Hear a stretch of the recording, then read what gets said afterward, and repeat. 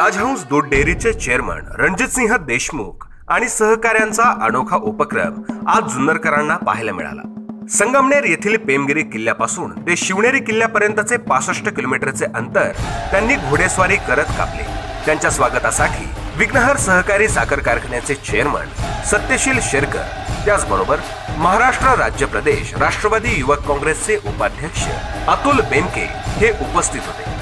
याच बातमीचा आढावा घेतलाय आयवन न्यूजचे प्रतिनिधी अमोल गायकवाड यांनी। पाहुयात विस्ताराने।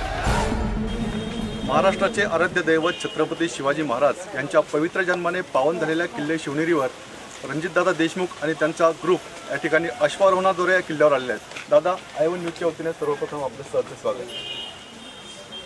आपण संगमनेर ते जुन्नर प्रामुख्याने किल्ला निवडला शिवनेरी, काय कारण असावं?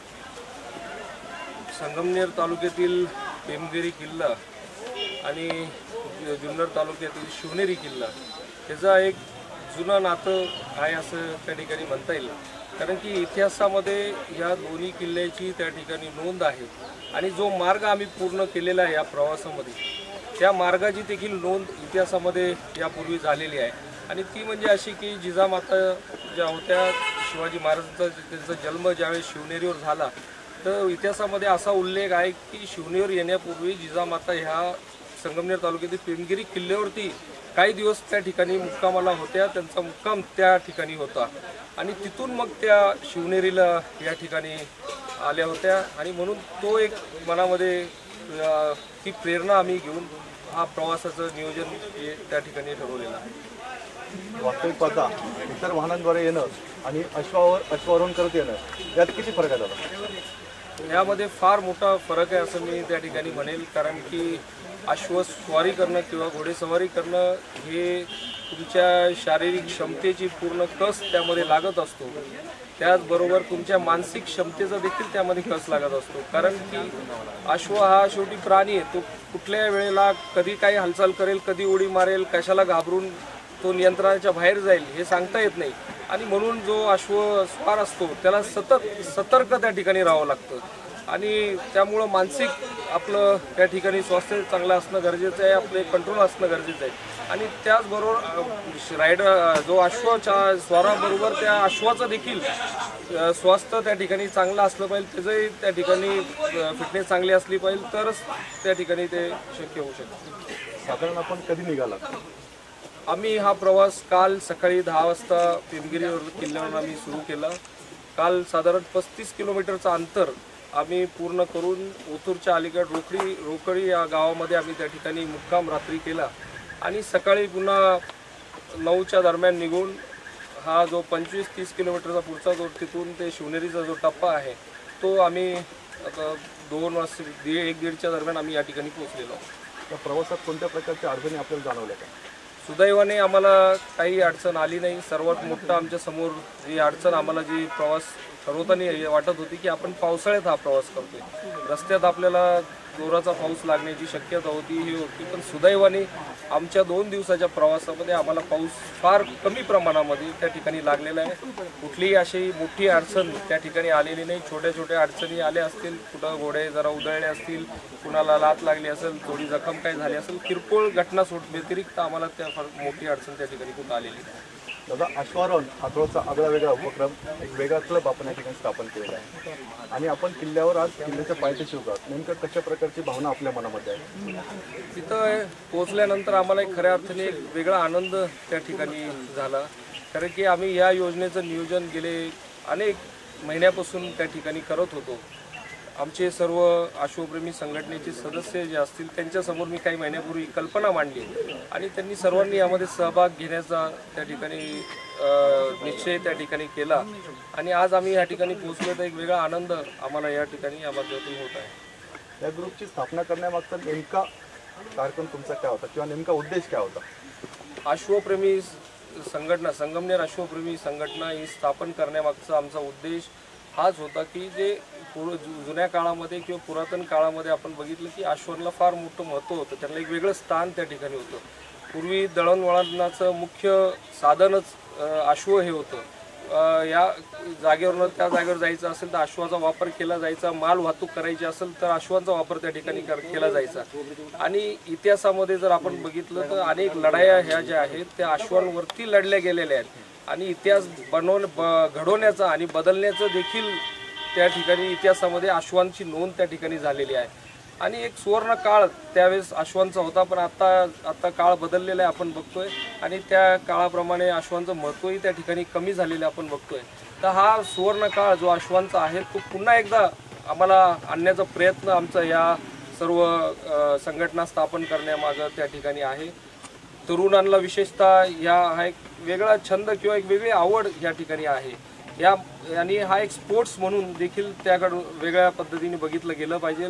मी जसं सांगितलं की हे एक वेगळं स्पोर्ट्स आहे की त्यामध्ये फिजिकल फिटनेस आणि मेंटल फिटनेस या दोन्ही गोष्टींचा त्यामध्ये गरज असते आणि त्यामुळं आजच्या तरुणांनी या एक छंद, एक आवड आणि एक स्पोर्ट्स म्हणून याकडं वळावं म्हणून आम्ही प्रमोट करण्यासाठी आम्ही ही सर्व खटपट या ठिकाणी करत आहोत. दादा, असं म्हटलं गेलं आहे की पेमगिरी ते रायगड असा हा तुमचा प्रवास होणार होता, परंतु तुमची मैत्री तालुक्यातील अतुल बेनके यांच्याशी असल्यामुळेच आपण शिवनेरी किल्ला निवडला आहे. यात काय असतं? नाही, हा काही वेगळा काही राजकीय किंवा याचा काही संदर्भ नाही. अतुल शेठ आमचे फार चांगले मित्र आहेत, आमचे जवळचे संबंध आहेत. त्यांना मी आमचं सर्व नियोजन झाल्यानंतर कळवलं की मी येत आहे आणि मी येतोय म्हणून ते स्वतः या ठिकाणी जातीने हजर आहेत. त्यांनी आमचं या ठिकाणी सत्कार केला आहे, स्वागत केलं आहे. आमच्या सर्व स्वारांना त्या ठिकाणी फेटे बांधून आमचा मान सन्मान केला आहे. त्यांचं मी खरं तर मनापासून या ठिकाणी आभार त्यांचे या ठिकाणी मानतो. माझ्या समेत उपस्थित आहेत महाराष्ट्र प्रदेश राष्ट्रवादी काँग्रेसचे उपाध्यक्ष अतुलदादा बेनके. जाणून घेऊयात त्यांच्या काय म्हणणे आहे यावर. रणजितदादाचं स्वागत करण्यासाठी आम्ही इथं उपस्थित आहे. छत्रपती शिवाजी महाराजांची जन्मभूमी आहे, जे स्फूर्ती संबंध महाराष्ट्र घेतात. शिवप्रेमी महाराष्ट्रामध्ये अनेक जण आहेत. रणजितदादा एक वेगळा उपक्रम घेऊन अश्वावर त्यांच्या संघटनेमार्फत 20-25 जण ते इथं आलेले. एवढा लांबचा प्रवास अश्वावर करणं त्यावेळेस छत्रपती शिवाजी महाराज कसे करत असतील हे कायम आपल्या मनामध्ये असतं, पण आज रणजितदादाने ते करून दाखवलं. आणि तुम्ही बघितलं असेल, ते आल्यानंतर प्रथम जो घोडा होता त्याच्या हातात भारताचा झेंडा होता आणि नंतर हा महाराष्ट्रातला आपला छत्रपती शिवाजी महाराजांचा शिवशाहीचा झेंडा, भगवा झेंडा आपण इथं पाहिलेला आहे. हे कुठल्या पक्षाचं नाही. आमचे जरी पक्ष राष्ट्रवादी असला, त्यांचा काँग्रेस असला, पण तरी आमचे मैत्रीचे संबंध आहेत आणि एका धाग्याने आम्ही जोडलेलो आहोत, ते म्हणजे छत्रपती शिवाजी महाराज. इथं स्फूर्ती घेण्यासाठी ते आलेले आहेत. नक्कीच आम्ही आता वरती जाणार आहे, पोवड्याचा कार्यक्रम होणार आहे. एक नवीन संघटना स्थापन करून विचाराची घेवाणदेवाण करून छत्रपती शिवाजी महाराजांच्या जन्मस्थळाची स्फूर्ती घेऊन पुढची वाटचाल कशी करायची हे रणजितदादाच्या नेतृत्वाखाली आम्ही भविष्यात करणार आहे. असं म्हटलं जातंय की 2019ची निवडणूक डोळ्यासमोर ठेवून संगमनेर तालुका आणि जुन्नर तालुका हे छत्रपतींचा आशीर्वाद घेण्यासाठी इथे आले. नाही तर निवडणुकीचा किंवा इलेक्शनचा काही भाग नाही आहे. शेवटी महाराज हे कुठल्या पक्षाचे नाही, कुठल्या नेत्याचे नाही, ते सगळ्या महाराष्ट्राचे सगळे आम जनतेचे आहेत. आम्हाला छत्रपती शिवाजी महाराजांबद्दल प्रेम आहे म्हणून आम्ही आज शिवनेरीचा विकास करू शकलो हे अभिमानाने आम्ही सांगतो. बेनके साहेबांनी केला किंवा अन्य सगळ्या नेते मंडळींनी केला आणि त्याच्यामुळं पर्यटकांची संख्या वाढली, इथं लोकांची येणारी पण हे वाढली. याचा अभिमान आम्हाला निश्चित आहे. याच्यामध्ये कुठल्या प्रकारचं राजकारण असं नाही किंवा पुढं इलेक्शन डोक्यात ठेवून असंही काय नाही. आम्ही मैत्रीच्या नात्याने आणि छत्रपती शिवाजी महाराजांना प्रेम असल्यामुळं आम्ही आधीत आलेलो. किल्ले शिवनेरीच्या विकासाबाबत म्हटलं गेलं तर या तालुक्याचे माजी आमदार वल्लभशेठ बेनके साहेबांनी, ज्यांना या किल्ल्याचे शिल्पकार म्हटलं जातं, चांगल्या प्रकारचा विकास त्यांनी या ठिकाणी केला, जेणेकरून महाराष्ट्रात शिवनेरी किल्ला हा रोल मॉडेल म्हणून पाहिला जातो. आणि आज मात्र तुमचे मित्र जरी रणजितदादा देशमुख असले तरी संगमनेरहून जवळजवळ 30 घोडेस्वारांसह किल्ल्याच्या पायथ्याशी या ठिकाणी आलेले आहेत. कशी भावना आपल्या मनात आहे आपल्या?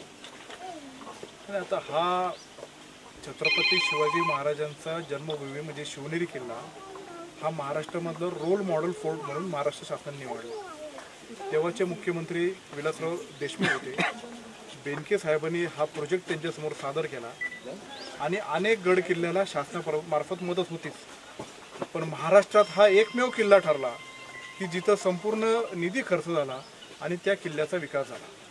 किल्ल्याची मालकी अनेक डिपार्टमेंटकडे असते, त्याच्यामध्ये प्रामुख्याने फॉरेस्ट डिपार्टमेंट, PWD अशा अनेक डिपार्टमेंटकडे असतं. ते आपलं आर्किओलॉजी डिपार्टमेंट याची मेन अडचण असते, पण त्याच्यावर व्यवस्थित मॅनेजमेंट करून जर आपण केलं तर ही दिशा शिवनेरी किल्ल्याने दिलेली आहे आणि ते आम्ही करू शकलो. त्याचा आनंद आमच्या मनामध्ये आहे. आणि रणजितदादा आज इथं आले, ते घोड्यावर आले. त्यांनी तो जो मार्ग निवडला की जवळचा मार्ग कुठला असेल किंवा हे तर सगळ्या गोष्टी असेल, पण आता सांगायला मला असं थोडासा खेद वाटतो की जुन्नरमध्ये आल्यानंतर म्हणले अरे अतुल काय इथं खूपच खड्ड्यांची परिस्थिती निर्माण झालेली आहे. पण आता ही परिस्थिती का निर्माण झाली, का झाली हे सांगण्याचं व्यासपीठ नाही, त्याच्यावर आपण नंतर बोलूया. पण छत्रपती शिवाजी महाराजांचा किल्ला आणि महाराजांची जन्मभूमी या नात्याने आम्ही संबंध जुन्नर असेल, संगमनेर असेल हा एकत्रित बांधलेला आहोत. निश्चितच छत्रपती शिवाजी महाराजांचं ज्यावेळेस नाव येतं तर तरुणाईमध्ये एक प्रचंड प्रमाणाचा जल्लोष येतो. आपण आजही पाहू शकाल रणजितदादा जरी घोडेस्वार करीत असतील तरी जुन्नर कॉलेजचे सुद्धा विद्यार्थी बरेच दादा या ठिकाणी तुमच्या मागोमाग येत होते. या तरुणांना तुम्ही काय संदेश द्याल? या ठिकाणी मी तरुण वर्गाला हा संदेश देण्याचा प्रयत्न करेल की शिवाजी महाराजांची प्रेरणा घेऊन जर आपण एखादं कार्य सुरू केलं किंवा डोळ्यासमोर ठेवून ते केलं तर अतिशय अवघड असं कार्य जरी असलं, अवघड वाटणारी गोष्ट असली, पण शिवाजी महाराजांची प्रेरणा घेतल्यानंतर आपल्याला ते कार्य आणि ती गोष्ट सोपी वाटायला लागते. आणि हे आमचं स्वतःचं उदाहरण आहे, मी या ठिकाणी देऊ शकतो. आम्ही जेव्हा नियोजन केलं होतं फार अवघड वाटत होतं की 65 किलोमीटरचा प्रवास आहे, रस्ते कसे दऱ्या खोऱ्या आहेत, कसं जायचं, पाऊस पाणी आहे आणि हे कसं शक्य होईल. पण जेव्हा शिवाजी महाराजांचं मनामध्ये विचार आला किंवा नाव आलं तर ते आम्हाला ते पाऊस वगैरे फार छोटी गोष्ट वाटायला लागली आणि एक वेगळी प्रेरणा त्या ठिकाणातून मिळाली. ते हे एक उदाहरण झालं फक्त, पण आपल्या जीवनामध्ये तरुण वर्गाने आज काम करत असताना काही अडचणी असतील, काही प्रश्न संकट जर समोर आले तर आपण जर शिवाजी महाराजांचं स्मरण केलं किंवा त्यांच्याकडनं जर प्रेरणा घेतली तर आपण या संकटातनं आणि याच्यातून नक्कीच सहजासहजी आपण बाहेर पडू शकाल असं मला या ठिकाणी वाटतं. आणि म्हणून आज शिवनेरीवर गडावर या ठिकाणी येऊन महाराजांची प्रेरणा आमच्या सर्व तरुणांना त्या ठिकाणी मिळावी ह्या उद्देशाने आम्ही या ठिकाणी आलो. यानंतर आपला पुढील उपक्रम कोणता असणार आहे? अजून तसा काही विचार आम्ही केलेला नाही. आता जस्ट आम्ही पोहोचलेले 5 मिनिटं झालेत या ठिकाणी. पण नक्कीच आज जो आमचा उत्साह आमच्या सर्व घोडेस्वारांचा बघितला ते एक वेगळा उत्साह निर्माण झालेला आहे. आणि प्रत्येकजण मला काल रात्री आम्ही जेव्हा मुक्कामाला थांबलो तर विचारत होते की आता पुढं आपण काय करायचं किंवा पुढं जसं तुम्ही प्रश्न विचारला तर नक्कीच आता ही एक आवड आम्हाला निर्माण झालेली आहे. तर आम्ही भविष्य काळामध्ये आणखी वेगळे नियोजन, आणखी जास्त अंतर पूर्ण करण्याचा आम्ही कमी वेळेत त्या ठिकाणी आमचा प्रयत्न असणार आहे. रणजितदादा देशमुख संगमनेरहून किल्ला पेमगिरी ते किल्ले शिवनेरीपर्यंत घोडेस्वारी करून या ठिकाणी आलेले आहेत. त्यांचा हा प्रवास अतिशय सुखरूप झालेला आहे आणि येथून पुढचा प्रवास सुद्धा हा सुखरूप हो हीच आपण या ठिकाणी छत्रपती शिवरायांच्या चरणी प्रार्थना करूया. कॅमेरामन CK खेडकरसह अमोल गायकवाड, आयवन न्यूज, जुन्नर.